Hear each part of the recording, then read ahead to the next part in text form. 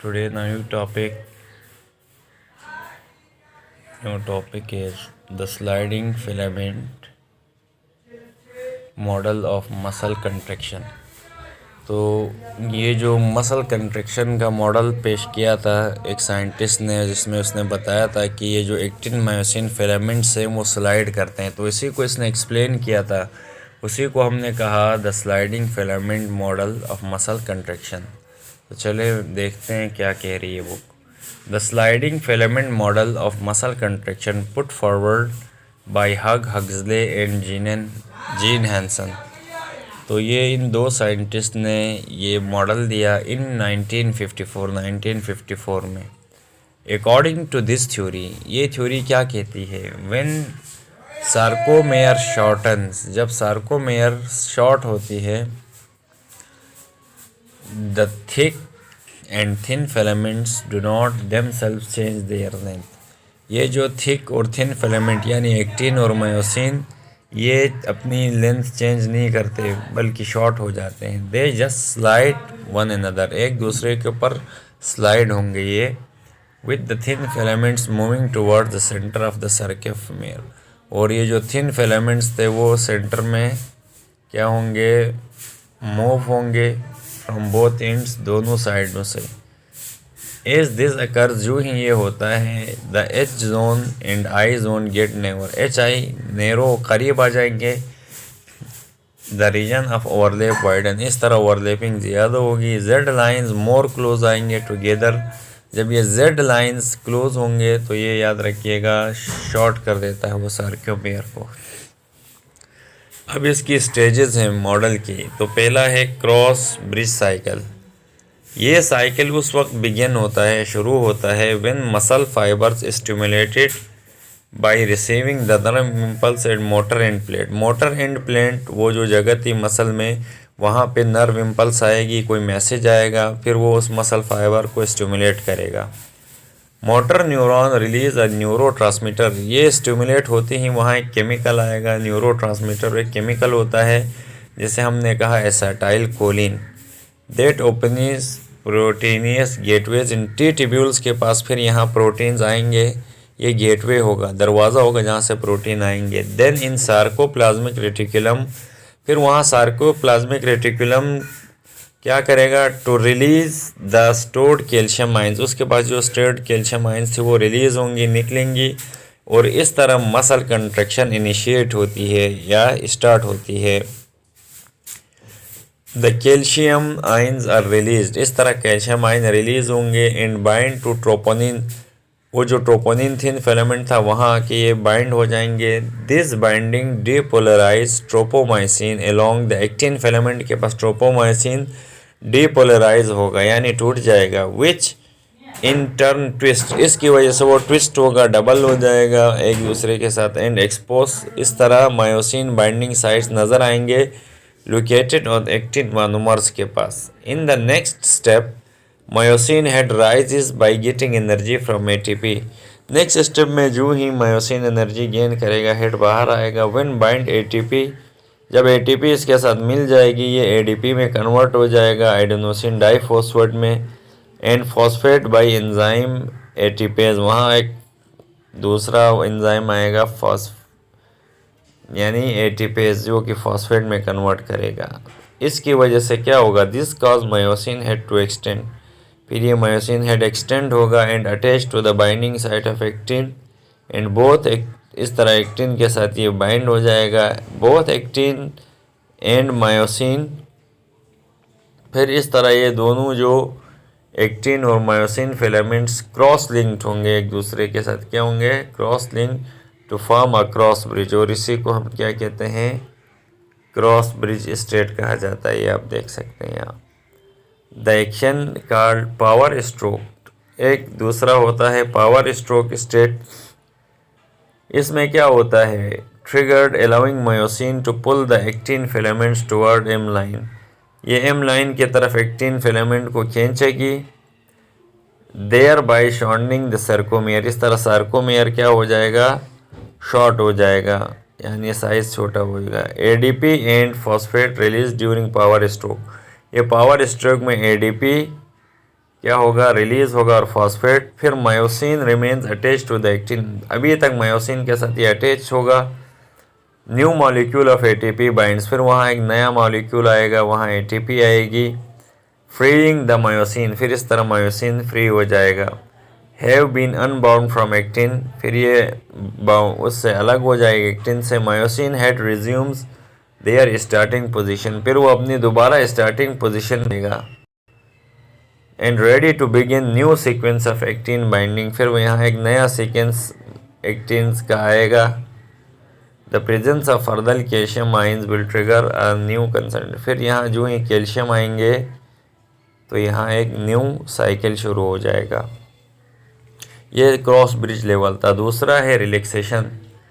When nerve impulse ceases, जब message आना stop हो जाते हैं, two events relax the muscle fibres, यहाँ मसल फाइबर रिलैक्स होगा। During first acetylcholine remains in the synapse, acetylcholine कहाँ पे होगा, क्योंकि हमने कहा ये नर्व इम्पल्स से जारी है, तो साइनेप्स दो न्यूरॉन्स के दरमियान वो जंक्शन होता है, उसको साइनेप्स कहते हैं। तो यहाँ साइनेप्स के साथ वो जो neurotransmitter acetyl choline esterase enzyme यहाँ आके अटैच हो जाएगा रिलैक्सेशन में। फिर क्या होगा याद रखना, this enzyme present in the synapse, synapse अभी समझाया था, ये जो दो न्यूरॉन्स के दरमियान जो गैप है यहाँ ये अटैच हो जाएगा ये enzyme. And the membranes of the motor end plate, और मोटर एंड प्लेट के पास the action of acetylcholinesterase. अब ये जो एंजाइम का काम क्या है, prevent single nerve impulse from continuously stimulating muscle fibre, यानी बार बार मसल फाइबर को स्टिमुलेट होने से बचाता है ये enzyme ATP esterase. During the second event acetylcholine broken down होगा, acetylcholine neurotransmitter. The stimulus to the सार्कोलीमा, फिर वो जो जेड लाइन के दो रीजन से सार्कोलीमा में स्टिमुलस जाएगा। And membranes within the muscle fibre cease, फिर यहाँ से वो जो मसल फाइबर की मूवमेंट सीज होगी। Calcium pump when require ATP quickly moves calcium ions back into the cytoplasmic reticulum में भेजेगा जब कैल्शियम पंप को एटीपी की ज़रूरत होगी। डिक्रीजिंग कैल्शियम आइंस, इस तरह साइटोसोल में कैल्शियम आइंस डिक्रीज होंगे। Consequently the muscle fibre relax, और इस तरह मसल फाइबर्स क्या हो जाएंगे, रिलैक्स हो जाएंगे। तो अब बात करते हैं action of antagonistic muscles in movement of knee joint, यानी ये जो एंटागोनिस्टिक मसल्स हैं नी जॉइंट में ये कैसे मूव कर रहे हैं। तो याद रखिएगा, the ability of muscles to oppose action और effect of one another muscle is called antagonism, यानी मसल्स में एक दूसरे के इफेक्ट को और एक्शन को ये अपोज करते हैं, यानी एक रिलैक्स हो रहा है, दूसरा क्या कंट्रैक्ट होगा, इसी को एंटागोनिज्म कहते हैं। Antagonistic muscle is relaxed while other side opposite antagonistic muscle contracted called agonistic muscles. जैसे हमने बताया था, एक मसल अगर रिलैक्स है दूसरा कॉन्ट्रैक्ट होगा, यही एंटागोनिस्टिक या एगोनिस्टिक मसल कहलाएगा। Antagonistic muscle contracted called agonistic muscle. Knee joint जो है हमारा लार्जेस्ट और कम्प्लेक्स साइनोवियल जॉइंट्स है, जो जॉइंट्स की टाइप्स आपने पढ़ाई थी हमने। अब ये कैसे बनता है, articulation of the distal end of famer and proximal end of tibia at the junction of these bones patella bone is articulated. ये आपको डायग्राम में दिखाते हैं, ये आप यहाँ देख सकते हैं। ये जो हमारा नी जॉइंट है, यहाँ पर ये जो फीमर है उसके साथ ये टिबिया आ गया, ये फिबुला है, और ये दरमियान में जो है ये पटीला है, ये इसकी आर्टिकुलेशन है, बोन इसमें से अटैच है। ठीक है स्टूडेंट्स। अच्छा, तो ये फॉर्म कैसे हुआ, डिस्टल एंड पे फीमर है इसके, और प्रोक्सिमल एंड पे टिबिया है, while interior junction of these bones, वहाँ पे पटेला बोन भी होता है जो सेंटर में था। Antagonistic muscles of knee joint group of hamstring muscles, वहाँ पर हमने कुछ दिखाए थे मसल्स जो हैमस्ट्रिंग मसल्स कहलाते हैं। And the group of quadriceps muscles called extensor muscles, ये आपको चले दिखाते हैं। ये आप यहाँ देखें, ये जो यहाँ पर हैं ये हैमस्ट्रिंग मसल्स हैं और ये क्वाड्रिसेप मसल्स। अब आपको समझाते हैं कि ये हैमस्ट्रिंग मसल्स क्या हैं। Hamstring muscles are made up of 3 individual muscles located in the back of the thigh. पहले तो इसमें याद रखिएगा 3 मसल्स होते हैं, 3 टाइप ऑफ मसल्स, और ये बैक में होते हैं, थाई के, रान के। और ये मसल्स स्टार्ट होते हैं हिप से and inserting into the knee, और नीचे जॉइंट्स तक फैले हुए हैं। Hamstring tendons attached to bones. याद रखिएगा ये टेंडन्स बोन्स के साथ अटैच हैं, hamstring tendons in the pelvis, pelvis की तरफ, pelvis, knee and lower leg, और नीचे लोअर लेग्स तक। Hamstring muscles serve a variety of function. बहुत सारे काम है, जैसे बच्चे हम बेंड कर रहे होते हैं, नी जॉइंट को एक्सटेंड करते हैं, रोटेट करते हैं, तो ये सारे काम कौन से हैमस्ट्रिंग मसल्स क्या करते हैं, कर रहे होते हैं। Hamstring muscle strain is result of over stretch muscle fibre. Hamstring can range from, hamstring strain हो सकती है और दरमियानी भी हो सकती है। तो इसके काम भी आपको बता दिए। अब क्वाड्रिसेप्स मसल्स की बात करते हैं। क्या?